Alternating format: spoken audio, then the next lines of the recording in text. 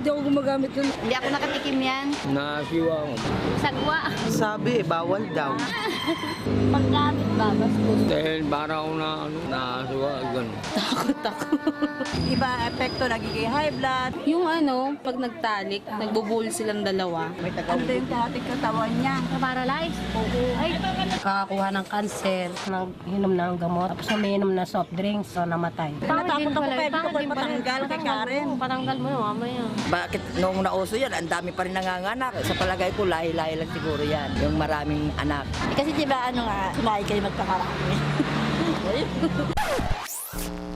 Kung hindi lalabanan yung myths and misconceptions, hindi lalago ang ating pagnanais na magkaroon sila ng informed choice tungkol sa family planning.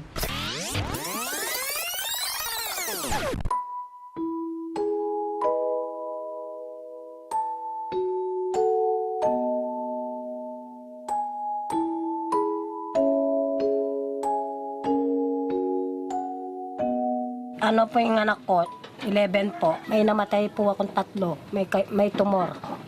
Yung isa naman po nalunod. Yung isa naman po nagtigdas. Gusto ko rin po yung marami po. Ano po, para yung iba po makakatulong sa amin po. Yung anak ko po si Christina, may 2 pong anak, nag-asawa po 18 anyos. Yung asawa niya po, wala man pong trabaho. Kasi ang pinanggagalingan natin ay ang pananaw ng mga tao na mas maraming anak ay mas mabuti para sa pamilya, di ba? Kasi nung araw, ang ating pinagkakabuhayan ay agrikultura. Labor intensive, kailangan merong katulong sa pagsasaka, sa pag-aani. Hindi na ganun ang ating practice ngayon at ang way of life. Pero hindi mo pa rin maalis sa kanila na yung value natin na importante ang mga bata. Para sa akin, tama yon, importante talaga ang mga bata. Kaya dapat ay siguraduhin natin na pag nagkaroon tayo ng anak, ay kaya natin silang palakihin, kaya natin silang bigyan ng wastong pagkain, makapag-aral para sa kinabukasan nila.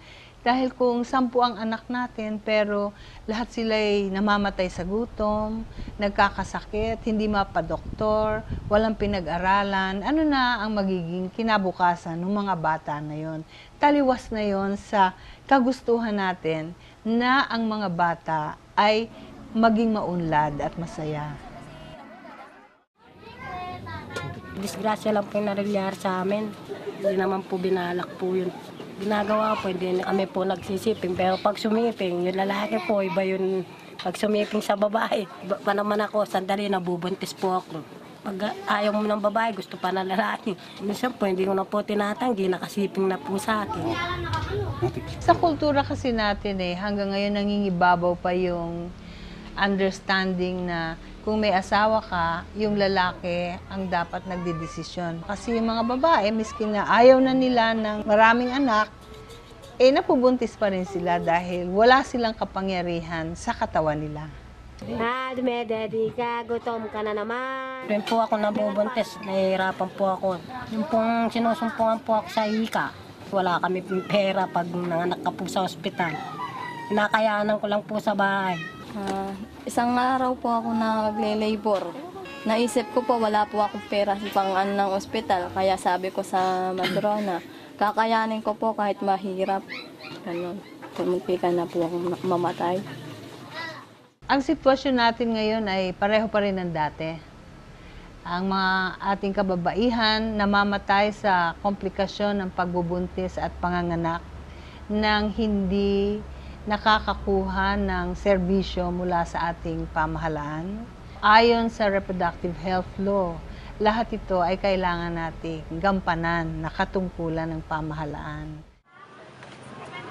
Lahat ng pag-aaral nagsasabi na mahigit sa 30% ng mga namamatay na kababaihan dahil sa pagbubuntis at panganganak ay mababawasan kung sila ay nagkaroon ng kaalaman at pagkakataon na mag-family planning. Kasi napakarami sa mga kababaihan ngayon ay merong tinatawag na unwanted pregnancy. Kung taon-taon ay nanganganak ang isang babae, yung kanyang kalusugan ay nasa sacrifice.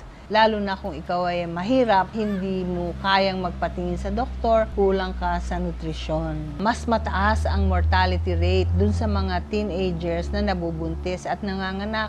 Hindi lamang physically underdeveloped, mentally and emotionally, hindi din. So, talagang yung pag-aalaga dun sa bata ay nagiging mahirap para sa kanila. Kung andyan lang yung reproductive health, and we have people that are aware, we have people that have a choice, and that are given a choice, na they have access to such choice. I think we can curtail the problems of teenage pregnancy, maternal health care. Susunod ay sa kanilang kinabukasan dahil yung pera na magagamit sa 10, kumbaga, ay kung magagamit lamang sa 2 o 3, mas malayo ang mararating nito. At magkakaroon sila ng panahon para sa sarili nila na maisip kung ano ang mga dapat nilang gawin.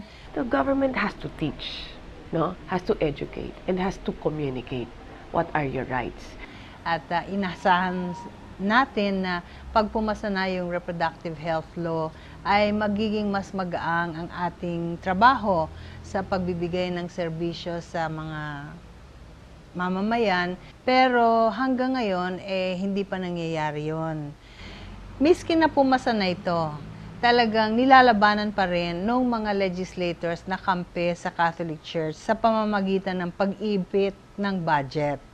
No women should die because of childbirth. I don't understand why some sectors cannot understand that. Ang nangyayari kasi ay tinatakot ng simbahan yung mga legislators tungkol sa kanilang kapangyarihan sa pag-impluwensya ng boto. As a Filipino, every Filipinos have to have equal rights. And to give them rights, you have to give them access. And that's why it is very, very important. To be able to do a good public awareness program and educational and information program para sa family planning at saka maternal health, kailangan natin ng pera at ito'y dapat manggaling sa ating pamahalaan. We are protecting the lives and the human rights of the Filipinos. We need to invest on that. Napakalaki ng magiging benepisyo ng family planning. Lahat ng pag-aaral sa ibang bansa ay nagpapakita na it is one of the most cost-effective way of spending government money. Sa bawat piso, for example, na ginagasta ng ating pamahalaan sa family planning services, ay nakakabawi sila ng hanggang 30 pesos in other benefits from the family planning program na ginagawa nila.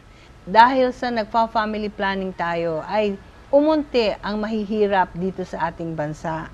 Di napakalaking savings para sa ating pamahalaan yon.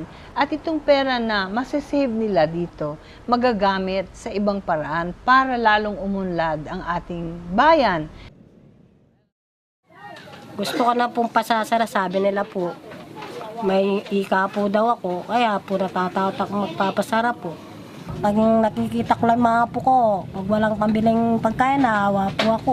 Wala lang akong magawa, wala akong pera.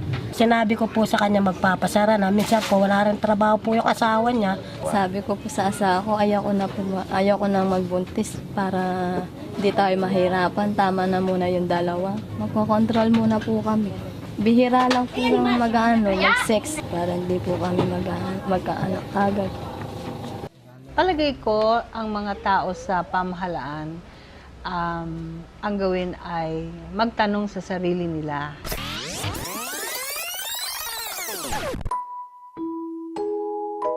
Karapatan ba ng mga babae at ng mga pamilya na magpasya para sa sarili nila? Katungkulan ba ng pamahalaan na bigyan sila ng wastong kaalaman para makapagdesisyon sila ng tama at bigyan sila ng tulong para makamit nila ang kanilang kagustuhan? Sagutin lang nila yon. Mula doon, mangyayari na yung aksyon na dapat nilang gawin.